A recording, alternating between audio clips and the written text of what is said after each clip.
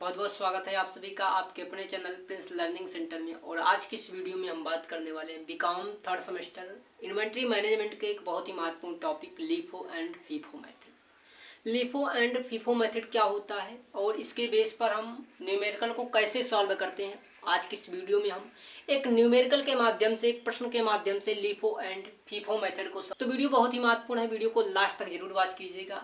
Channel पर पहली बार आए हैं, चैनल को सब्सक्राइब नहीं किया तो चैनल को सब्सक्राइब कर बेल आइकन को ऑन कर दीजिएगा ताकि आने वाली वीडियोज़ का नोटिफिकेशन आपको मिलता रहे। तो आइए देखते हैं हमारा न्यूमेरिकल क्या है।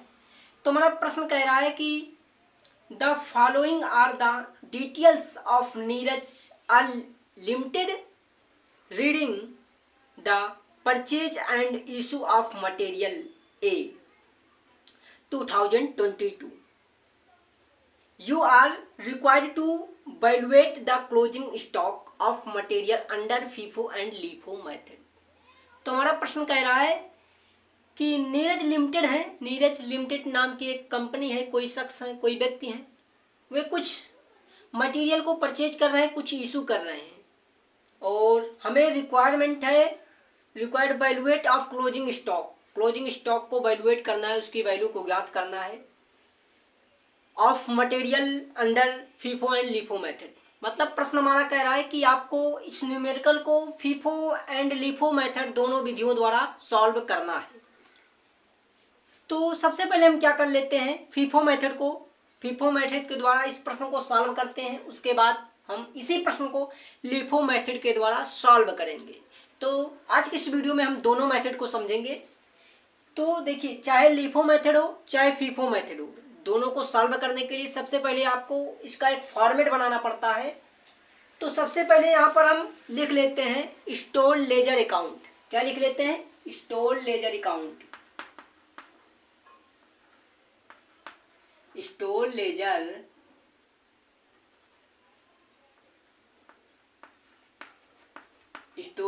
अकाउंट। स्टोर लेजर अकाउंट यहाँ पर ब्रैकेट में कर देते हैं फीफो मेथड, क्योंकि हम इस न्यूमेरिकल को फीफो मेथड से सबसे पहले करने वाले हैं। तो यहाँ पर कर देते हैं store ledger account FIFO method, क्योंकि हम फीफो मेथड के द्वारा सबसे पहले इसको सॉल्व करेंगे। तो फीफो मेथड कर देते हैं। अब देखिए, सबसे पहले जब न्यूमेरिकल को हम सॉल्व करते हैं तो इसका फॉर्मेट बनाते हैं, जो कि फॉर्मेट हमारा 10 कॉलम होते हैं, टोटल 10 कॉलम। सबसे पहला कॉलम जो होता है डेट का कॉलम होता है। तो आइए हम सबसे पहले इसको फॉर्मेट को बना लेते हैं। तो सबसे पहला कॉलम जो होता है डेट का होता है, तो यहाँ पर डेट का हम एक कॉलम क्रिएट कर लेते हैं। उसके बाद रिसिप्ट, या हम कहें रिसीव्ड या परचेज, मतलब जो हम क्वांटिटी यूनिट्स को परचेज करते हैं, रिसीव करते हैं, उसका कॉलम बनता है। तो यहाँ पर हम रिसीव का कॉलम बना लेते हैं। ठीक, रिसीव के 3 पार्ट होते हैं। ठीक, इसमें 3 कॉलम बनते हैं। तो हम इसके 3 कॉलम को हम यहाँ पर क्रिएट कर लेते हैं। उसके बाद हमारा आता है इशूज। ठीक, इशू कितना कर रहे हैं।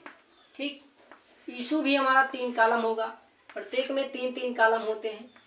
ठीक, उसके बाद हमारा बैलेंस आता है। ठीक, बैलेंस में भी 3 कॉलम।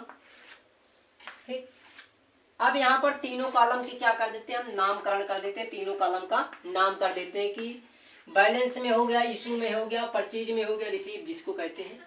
इन तीनों को अंदर जो 3-3 कॉलम है उसके नाम क्या रखते हैं। यहाँ पर जैसे हम क्वांटिटी रख दें या फिर यूनिट रख दें, यूनिट्स। ठीक, यहाँ पर रेट, यहाँ पर हो जाएगा अमाउंट।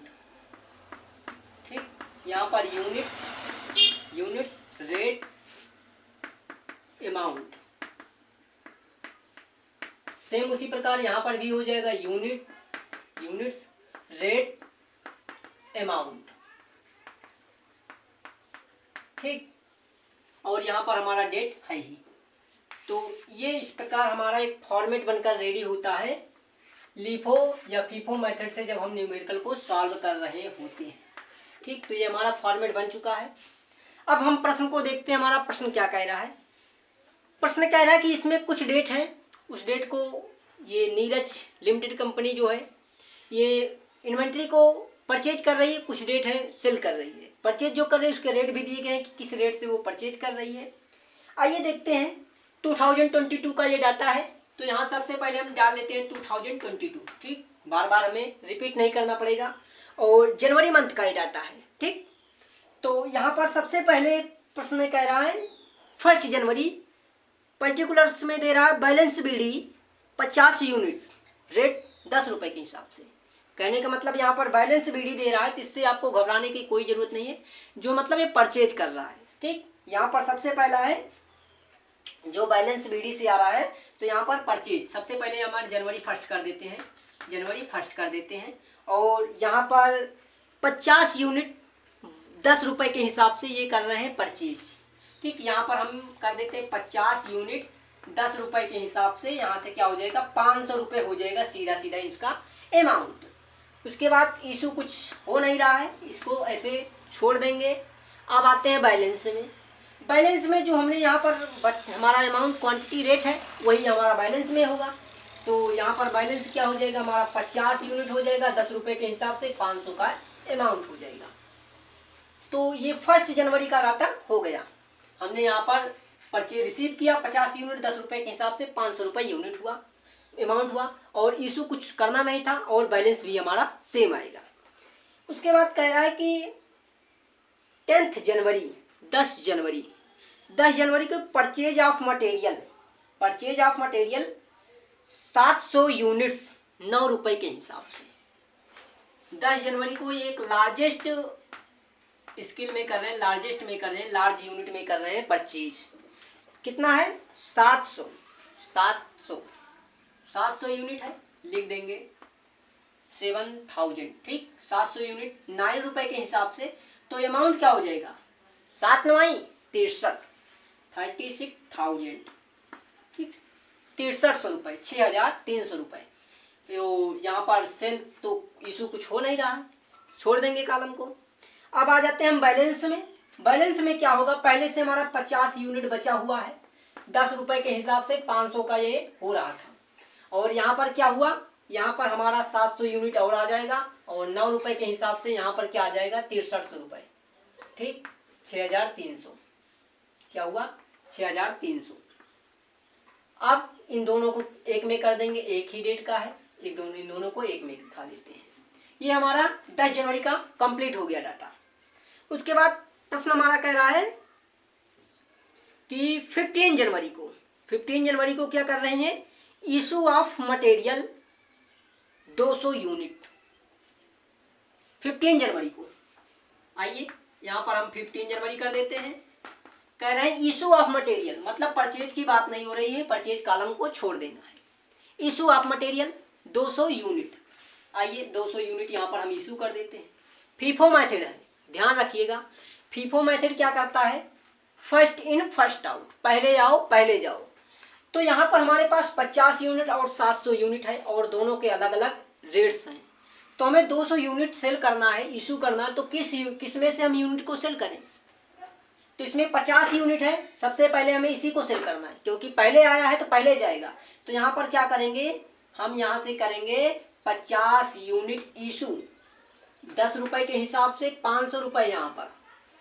बाकी 150 यूनिट बचा हुआ है, 150 यूनिट हम इससे करेंगे। तो यहाँ पर 150 यूनिट इसमें से कर देते हैं 9 रुपये के हिसाब से। इसका क्या हो जाएगा 15 9 135 यहाँ से 0, 1350 रुपये का, ठीक। इन दोनों को एक में कर देते हैं, एक ही तारीख का है। अब यहाँ से कुछ बचा नहीं बचा है, इसमें 700 यूनिट में से 150 यूनिट चला आया है, तो बचा कितना है 550 यूनिट, 550 यूनिट्स, और रेट 9 रुपये है। अमाउंट क्या होगा, इन दोनों को हम कैलकुलेट करेंगे तो अमाउंट आ जाएगा, या फिर इसको इसमें से घटा देंगे, ठीक। तो यहाँ से क्या आ जाएगा, हम इसको कर देते हैं यहाँ पर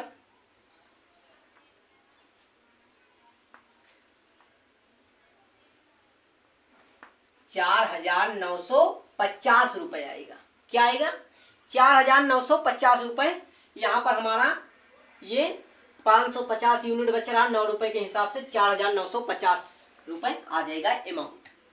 उसके बाद यहाँ से अगली डेट को कह रहा है, क्वेश्चन कह रहा है कि 22 जनवरी 22 जनवरी को परचेज ऑफ मटेरियल 400 यूनिट 12 रुपए के हिसाब से। क्या है? जनवरी 22, आइए यहाँ पर कर देते हैं जनवरी 22 परचेज कर रहे हैं 400 यूनिट परचेज में दिखा देते हैं, 12 रुपए के हिसाब से कर रहे हैं, तो अमाउंट क्या हो जाएगा? 12 चौक 48। क्या हो जाएगा? 12 चौक 4800 रुपए। ठीक, 4800 रुपए। इशू कुछ नहीं हो रहा है। ठीक, बैलेंस क्या होगा? 550 यूनिट पहले का है, 9 रुपए के हिसाब से 4950 रुपए। उसके बाद यहाँ से 400 यूनिट और आया, 400 यूनिट यहाँ पर और रजिस्टर कर देते हैं, 12 रुपए के हिसाब से 4800 रुपए के हिसाब से अमाउंट हो जाएगा। 4800 रुपए अमाउंट हो जाएगा। यहाँ तक कोई दिक्कत नहीं। तो यहाँ से अब उसके बाद प्रश्न हमारा कह रहा है कि इशू ऑफ मटेरियल 28 जनवरी को, यहाँ पर आइए 28 जनवरी का डाटा लिख लेते हैं। 28 जनवरी इशू ऑफ मटेरियल मतलब परचेज की बात नहीं हो रही है, तो परचेज का कॉलम छोड़ देंगे, आ जाते हैं इशू ऑफ मटेरियल। कह रहा है 500 यूनिट इशू कर रहे हैं। क्या कर रहे हैं? 500 यूनिट। तो यहाँ पर आइए 500 यूनिट कर देते हैं। यहाँ पर देखिए 550 यूनिट है, पहले आया था पहले जाएगा, 550 है तो 500 चला जाएगा। 9 रुपए के हिसाब से क्या हो जाएगा? 5 9 4500, 4500। ठीक, अमाउंट आएगा। और बचेगा क्या यहाँ से? देखिए 50 यूनिट यहाँ से बचेगा। ठीक, और 9 रुपए के हिसाब से क्या हो जाएगा? 5 9 45, 450 रुपए। उसके बाद इन दोनों को पहले हम एक में कर देते हैं इधर का। ठीक, यहाँ से क्या बचेगा? पूरा 400 यूनिट बचा हुआ है, 12 रुपए के हिसाब से 4800 रुपए यहाँ से हो गया। ठीक, ये हमारा हो गया। अब इसके बाद प्रश्न में कोई भी डाटा नहीं बचा शेष। इसमें ना तो कोई परचेज का डाटा बच रहा है ना सेल्स का, मतलब यहाँ पर हमारा क्या हो रहा है? क्वेश्चन समाप्त हो जा रहा है। यहीं पर हमारा क्वेश्चन समाप्त हो जा रहा है। इसके बाद ना तो कोई परचेज है ना तो कोई सेल्स है, इशू है। ठीक, तो यहाँ पर इन दोनों का हम अमाउंट देख लेते हैं, अमाउंट कैलकुलेट कर लेते हैं। आइए देखते हैं यहाँ पर क्या हो जाएगा? 450 यूनिट्स हो जाएगी, क्लोजिंग स्टॉक हो जाएगा। क्लोजिंग स्टॉक का अमाउंट की बात करें तो अमाउंट क्या हो जाएगा हमारा? यहाँ से 0, यहाँ से 5, यहाँ से 12 के 2, यहाँ से 5, क्या आ जाएगा? 5250 रुपए। कितना आया? 5250 रुपए। तो हमारा क्लोजिंग स्टॉक कितना आया? क्लोजिंग स्टॉक की वैल्यू की बात करें तो यहाँ पर हम लिख सकते हैं क्लोजिंग स्टॉक वैल्यू बराबर कितना आया है? 5250 रुपए। कितना है? 5250 रुपए। यही हमारा क्या हो जाएगा? आंसर हो जाएगा। क्या हो जाएगा? आंसर हो जाएगा। तो इस प्रकार से हम किसी भी न्यूमेरिकल को फीफो मेथड से सॉल्व करते हैं। जैसे कि यह प्रश्न कह रहा था, इस प्रश्न को आपको लीफो मेथड और फीफो मेथड दोनों विधि से करना था। तुमने फीफो मेथड देख लिया, अब इसी प्रश्न को लीफो मेथड से करना है। लीफो मेथड से इस प्रश्न को हम किसी दूसरी वीडियो में कर रहे होंगे। तो फीफो मेथड ये आपका क्लियर हो गया। तो वीडियो पसंद आई हो तो वीडियो को लाइक शेयर जरूर कीजिएगा और चैनल को सब्सक्राइब करके बेल आइकन को ऑन कर लीजिएगा, ताकि जैसे ही नेक्स्ट वीडियो आती है आपको नोटिफिकेशन मिलता रहे। मिलते हैं नेक्स्ट वीडियो में, तब तक के लिए आप सभी को थैंक यू।